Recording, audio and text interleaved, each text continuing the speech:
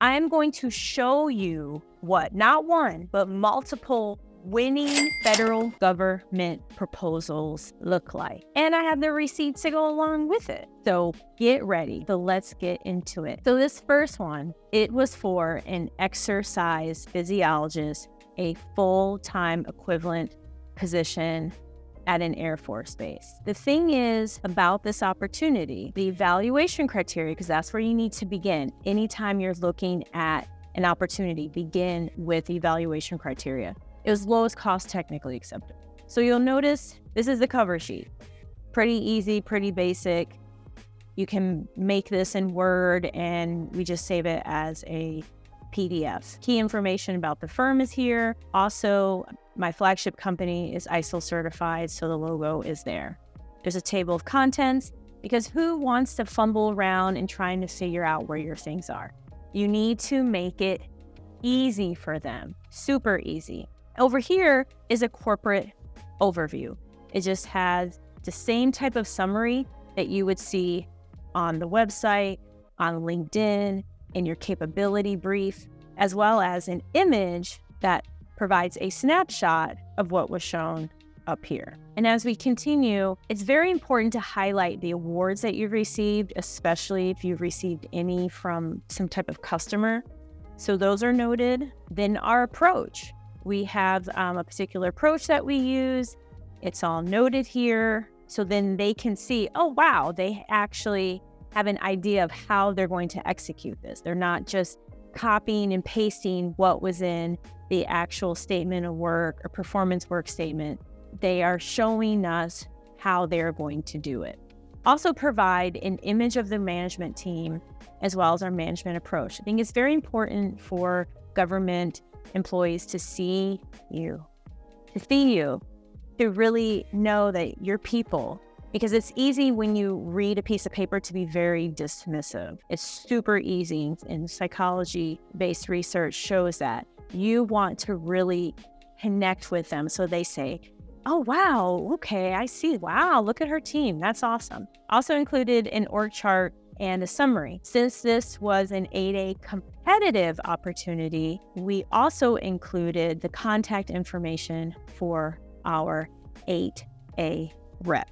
So recall, this is lowest cost technically acceptable, right? I went low, like low, like I'm limboing in some skates and I did like a Cardi B split. That's how low I went, y'all. Check this out. Bam. Possible mistake in bid. Yes, the actual, contracting office sent this letter. Maybe it was a mistake, all of these different things. And I was like, wow, I have never in my life, I'd never received anything like this. But y'all, you know we're GovCon winners. Come on.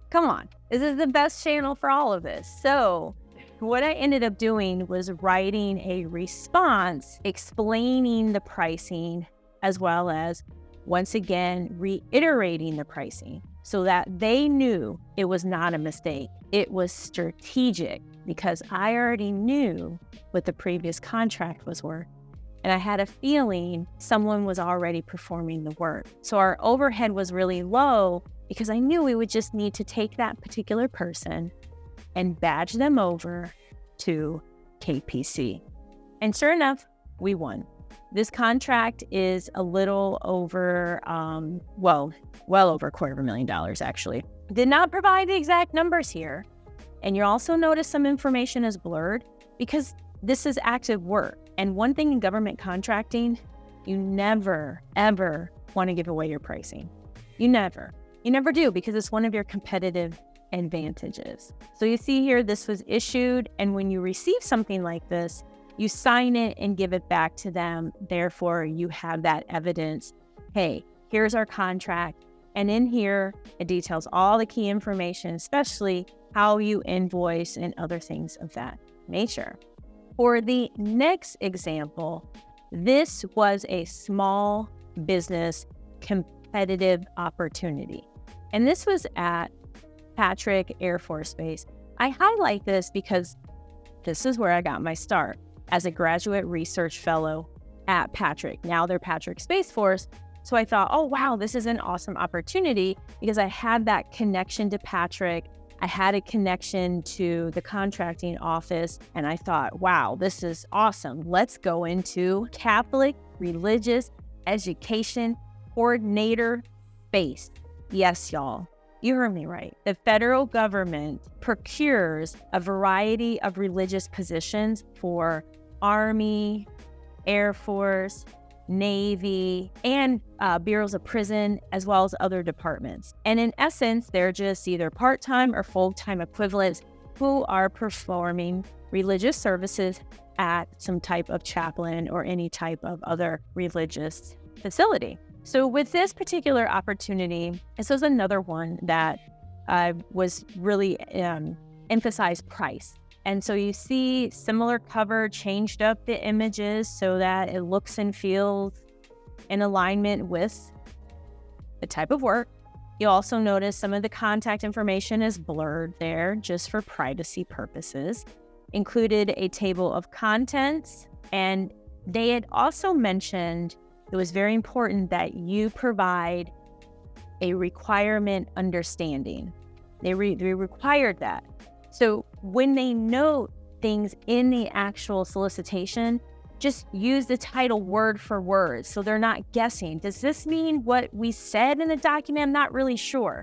You want to make it simple, super simple, like preschool simple. It's as simple as you want to make it. So here again, similar introduction. You see the box. It's a little different, similar setup. Here, I actually included an image of our IT guys. This was one of the awards that they won. And here really emphasized this Team of the Quarter award that my flagship company had awarded because this agency is at Patrick. So it's again to help build that trust, to show them, hey, if KPC receives this work, they are going to follow through. We're not going to have to worry anything.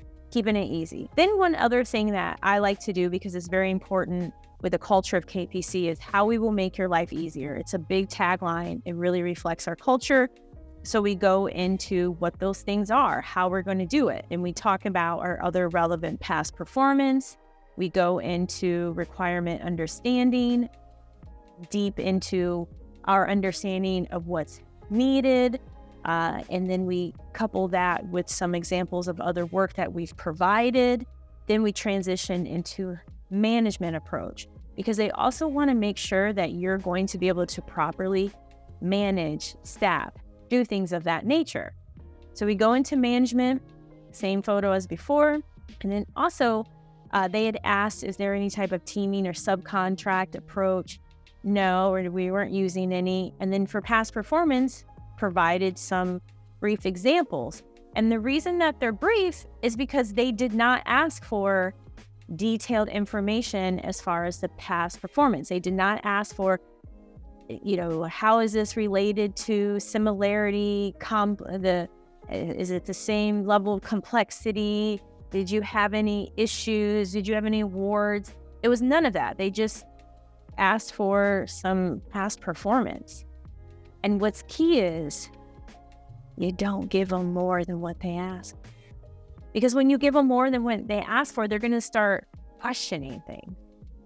If they ask for past performance, you just give them past performance. You just write up a paragraph. And then bam, a summary. And that was it. And we ended up winning. Yeah. So we won this contract.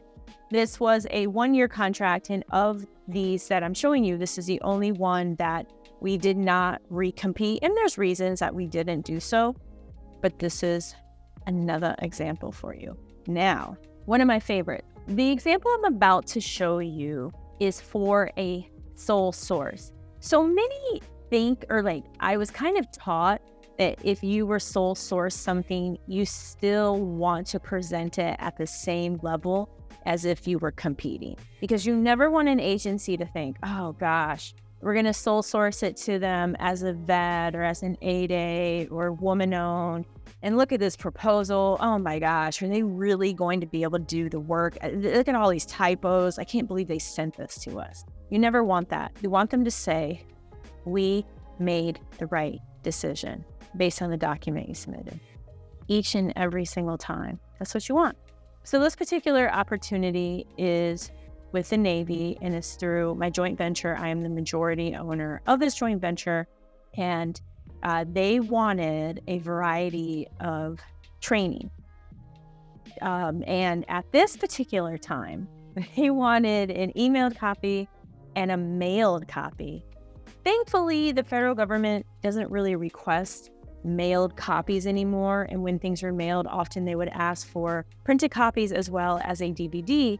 Because the thing about the federal government is some agencies are very leery about thumb drives due to security issues. So you'd have to burn a DVD, and then you got to create a cute little cover to put on the DVD. Oh my goodness. It was crazy because where do we even go for all this stuff? You got to go to Office Depot. Oh my goodness. Way too much. And as you can see here, there are different volumes, which is very common for more complex or larger award opportunities. This award was like right around 2 million, a little under, because there have been so many mods to it. It just, the number kind of fluctuates. And everything is outlined. And this is key in your cover letter. And again, this is brief. This is not a cover letter like you're trying to get a job. No, this is very brief, direct to the point. So they know, okay, this is what is entailed with the email in the package that was mailed. Then from here, we have a nice cover page, the logo of our joint venture. It's very important that you brand accordingly, a very detailed table of contents because of the nature of this work.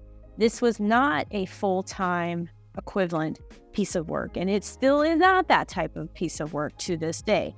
This is the type of work where you're performing it off-site. So you have team members kind of performing it back here, and then you deliver based on your milestones different deliverables to the government.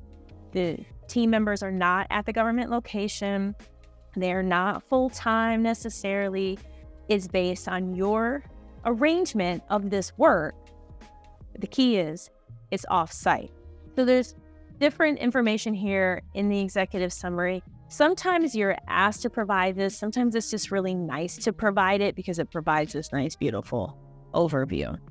And also I want to note, just because this is an 8A set-aside, it doesn't mean that the agency had to award it to us. They could have received this and said, oh goodness, ooh, this is bad. Ooh, I don't want this. They could have easily done that, but they didn't. Then from here is a technical approach. You can see that this particular document is 12 pages. I've submitted proposals that were well over 50 pages. Sometimes they will put a page limit, 50 to 100 pages. So these can become very extensive, almost like a dissertation, y'all. Almost like a dissertation. So here we talk about these different areas that were highlighted in the performance work statement. In other words, these different deliverables that they were looking for. So we go into it and then we go into our process, our how. It's very important that you talk about your how. How are you going to do the thing that you said you're going to do? Also note that there are those outside of services where they just want price. I know with hotels, I believe with maybe some construction things, all they care about is your rate. Understood. But for those of you who are laser focused on services, the how is super important. And we go more into it, go deeper into it, and we're still going.